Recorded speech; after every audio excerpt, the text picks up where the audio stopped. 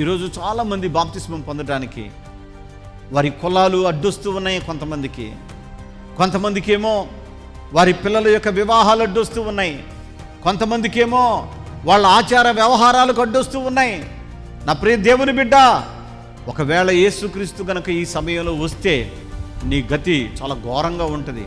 గొళ్ళున ఏడ్చినా నీ కళ్ళల్లో నీరు తుడిచేవాడు కూడా ఎవరు ఉండరు. అందుకని అంటున్నాడు, ఇంత గొప్ప రక్షణను నిర్లక్ష్యం చేస్తే నువ్వు ఎలా తప్పించుకుంటావు? నిజదేవుడు యేసయ్య, మనుషుడు చేసిన బొమ్మ కాదు యేసయ్య.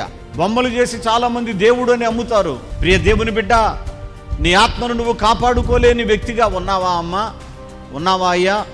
ప్రతి బిడ్డ గుర్తుపెట్టుకోండి, ఈ ప్రభు యొక్క భోజనం ఏం భోజనం అంటే ఇది దైవరాజ్య భోజనం. దేవునికి స్తోత్రం కలుగును గాక. ఈ భోజనమును చేసిన వాడు మరణములో నుండి దాటి జీవములో ప్రవేశిస్తాడంట. హల్లెలూయా.